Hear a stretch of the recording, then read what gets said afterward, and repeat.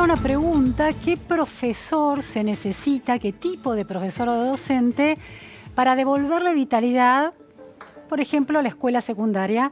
Estamos con Federico Lorenz. Muchas gracias, Federico, por estar hoy aquí. Federico es autor de Elogio de la docencia, cómo mantener viva la llama. A ver si lo muestro el libro, aquí está. Es historiador, investigador del CONICET, un especialista en historia, memoria y educación. Así que bueno, y además docente en escuela secundaria en el Colegio Nacional de Buenos Aires. Federico, bueno, sos un docente en una escuela muy particular, ¿no? ¿Cuánto de ese problema de la escuela secundaria que no logra retener chicos y no logra que se gradúen todos los que ingresan se da en el Buenos Aires? Es decir, ¿esa falta de vitalidad persiste aún en una escuela tan especial donde los chicos deciden entrar y estudiar mucho para entrar?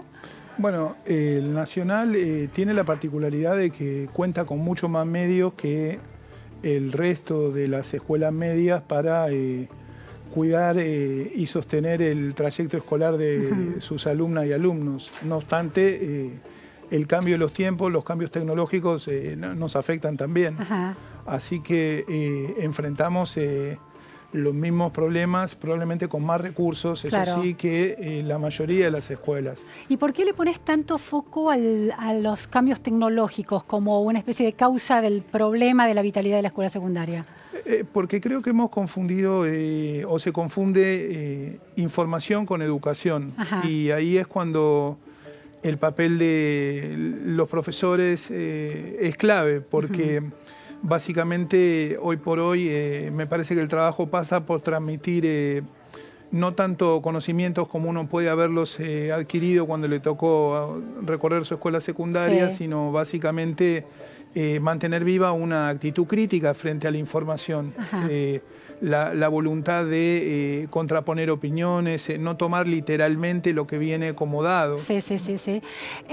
A ver, imaginamos chicos del secundario que son grandes surfistas de la red, ¿no? De la web, la dominan, pero tienen que estudiar una lección de historia. ¿Saben efectivamente dónde encontrar buenos documentales, buenas fuentes bibliográficas? ¿Están acostumbrados a eso? ¿O saben jugar juegos pero no encontrar información válida en temas de históricos, por ejemplo? Es interesante eso. Yo creo que no es dicotómico. Cuando yo empecé a dar clase, yo empecé en el año 94, recuerdo el trabajo que costaba preparar una clase para utilizar algún tipo de material audiovisual. Uno se pasaba grabando de la tele con algo que ahora es prehistórico, que es una videocasetera, fragmento de algún documental o película para llevarlo a la escuela y que eventualmente funcionara.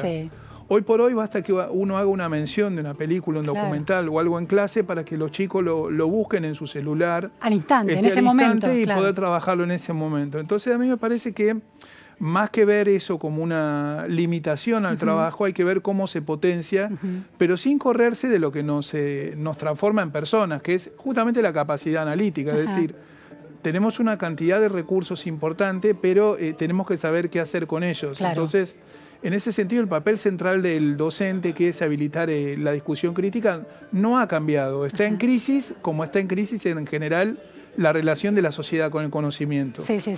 Ahora, en la Argentina particularmente, donde hay grandes debates y grandes temas que no han cerrado, en la discusión no hay consensos y producen hondas grietas históricamente, ¿cómo un profesor de historia se plantea esta mirada crítica cuando la mirada crítica se convierte en mera subjetivación de un problema que tiene datos objetivables? ¿Cómo se maneja eso en una clase de estudiantes secundarios politizados, militantes y, bueno, acostumbrados también a sesgar de acuerdo con su mirada las cuestiones de la realidad? Bueno, yo creo que yo trabajo con primeros y con quintos años, es decir, chicos que recién empiezan y chicas y chicos que terminan. Esa es una primera cuestión importante. Me parece que desde el primer momento lo mejor que puede hacer cualquier docente, pero si vos querés, para ir a tu pregunta, un docente de historia en particular, es explicitar su parcialidad. Me parece que eso muestra la misma construcción del conocimiento mientras uno va dando clases. Es decir, uno está conformado por la historia que ha vivido, por su ideología, por los textos que ha trabajado, lo cual no quiere decir que una clase sea fundamentalmente algo dogmático, todo lo contrario. Al explicitar la parcialidad, de algún modo lo que está haciendo es establecer un doble concurso, un doble control para el trabajo, en el sentido de que está obligado a ofrecer materiales que se contrapongan con su visión. Claro. Eso por un lado. Por el otro, el principal adversario que enfrenta, voy al caso de las elecciones en Brasil, el 60% de los votantes de Bolsonaro tomaban por verosímiles información que circulaban en cadena de WhatsApp. Sí. Entonces, me parece que el trabajo es volver a instalar la noción de la búsqueda de la verdad como importante. Bien. Carlo Ginzburg, un gran historiador, dice: yo no escribo la verdad no escribo la palabra verdad entre comillas. Estudiar la historia no necesariamente es encontrar la verdad, sino desarrollar mecanismos críticos para acercarse a la verdad. Sí, sí. Entonces no es una opinión del profesor o la opinión de un alumno o la opinión de alguien que trabaja en un medio o publica un libro, sino que hay evidencia documental. No sé, por ejemplo, para el caso concreto del 24 de marzo, por poner un elemento concreto, que está bien ahí en el nodo de la discusión.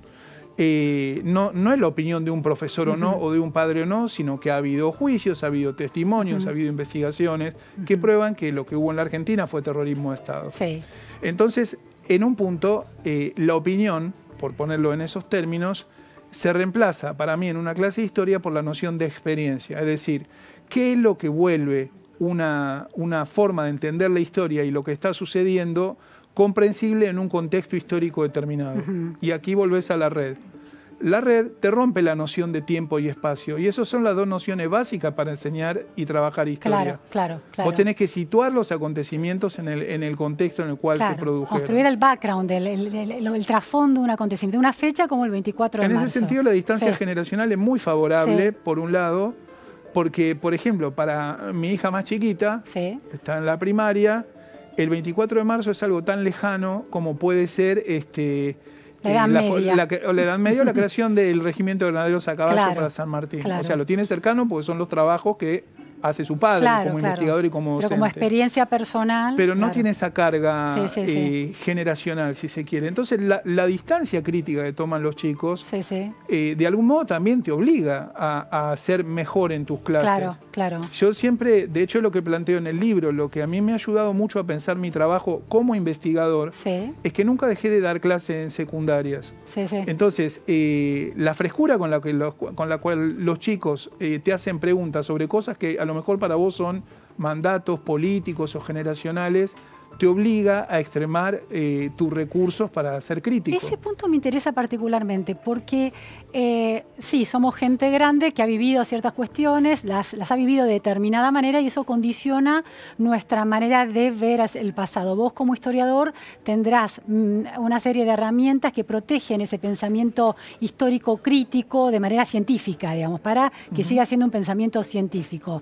Ahora, los estudiantes tienen esa frescura porque, dado el vigor que tiene la discusión política argentina, que mira mucho hacia el pasado y donde cada posicionamiento ideológico del presente está leyendo interesadamente el pasado, ¿cuán fresca es esa mirada de los jóvenes militantes, por ejemplo, del Nacional Buenos Aires, en relación a acontecimientos claves de la historia de los 70? A ver, yo no voy a hablar por los militantes del colegio, sino que voy a hablar como docente y adulto que interactúa con ellos, por supuesto. Claro, que interactúa con chicos muy politizados, a eso me refiero. También, y de este modo empiezo a responderte la pregunta, hay una mirada social sobre el colegio que no necesariamente es lo que sucede intramuros del colegio. Eso es muy importante también, ¿no? Entonces, a lo que iba es que precisamente lo que yo planteo en el libro es que el trabajo de cualquier docente en cualquier escuela es generar las condiciones para que haya tiempo para reflexionar. O sea, nosotros vivimos hoy en la inmediatez del dato. Eso es lo que fomenta, entre otras cosas, la grieta y el tomar cualquier cuestión como literal. Digo la grieta porque es el ejemplo que vos pusiste. Yo digo nuestra relación con lo que sucede. Entonces, la escuela es un espacio formidable para devolverle temporalidad a las cosas, para decir, bueno, no, paremos la pelota, pensemos sobre esto. ¿Por qué me está diciendo esto? ¿Quién está diciendo otra cosa? ¿Cuál es la raíz de este problema? ¿Qué origen en el largo plazo tiene? ¿Qué causa me permiten llegar a esta situación actual? ¿Y cómo imagino resolverlo? Que es lo más importante. Un trabajo casi de desmalezar los sesgos. Las interpretaciones interesadas que se hacen. Seguro, para que construyas tu propia posición. Basado en datos objetivos. Claro. Es decir, mi planteo no es inocente. Lo que yo pretendo es que nuestro lugar. Por eso yo también hago la analogía y hablo de oficio, no de profesión. El trabajo del docente tiene mucho de artesanal. El libro también es una gran reivindicación del trabajo docente, porque socialmente se nos pide mucho, pero de algún modo no escapamos a las generales de la ley. La intemperie en la que se siente mucha gente es en la que nos sentimos nosotros a veces trabajando, con la enorme responsabilidad de tener que educar a los nuevos, como diría Arendt. Federico, ese trabajo, ese oficio que vos señalás del docente y transparentar la parcialidad de un docente debería ser capaz de pensar contra sí mismo. Todo el tiempo. Claro, pero es un trabajo delicado. ¿Cómo se forma esa capacidad de pensar contra sí mismo para dar lugar al juego de la verdad histórica? Bueno, ¿se forma en un instituto de formación docente? ¿Es capaz la educación docente de hacer eso? La educación, ¿O la está sesgando demasiado? No, lo que es la formación ha cambiado bastante desde la época en la cual, por ejemplo, yo estudié para profesor. Y eso es muy bueno. Es decir, hoy si hay algo que hemos abandonado, por más que en el sentido común eso funcione, es la pretensión de verdad. No de no buscarla, sino estaría diciendo lo que decía hace un rato. La pretensión de unanimidad, diría.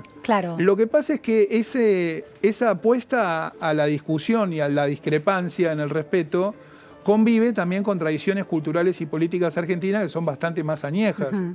La política argentina, la escuela argentina se construyó con una lógica binaria que, entre otras cosas, produjo, por ejemplo, situaciones como el golpe militar o la llegada a la guerra de Malvinas. ¿Lógica binaria? ¿A qué te referís con eso? Y de buenos y malos, de si te gusta este, no te gusta el otro, que los personajes históricos no tienen matices, que hay una forma de historia y no puede haber otra. Entonces, esto que vos decís de someterse a crítica o a revisión lo que uno piensa todo el tiempo, y claro que sí.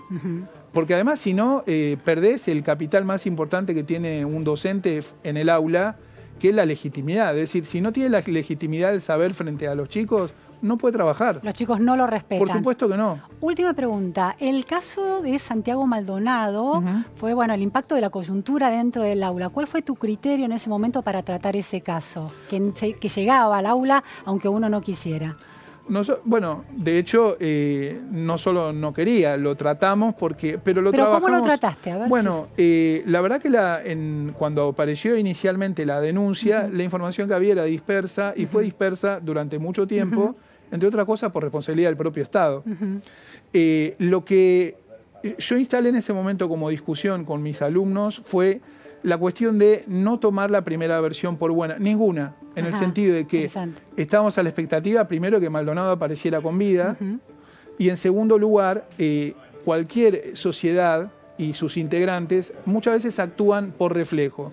Y nuestro reflejo frente a situaciones de violencia estatal o de ausencia de personas es remitirnos a lo que tenemos conocido y aprendido como pueblo. Y lo que tenemos conocido y aprendido como pueblo es un problema, porque es algo que hay que reconstruir. Es que nosotros deberíamos poder confiar en nuestro Estado. Entonces, más bien discutimos esas cuestiones. Está bien, porque eso es lo que uno puede hacer.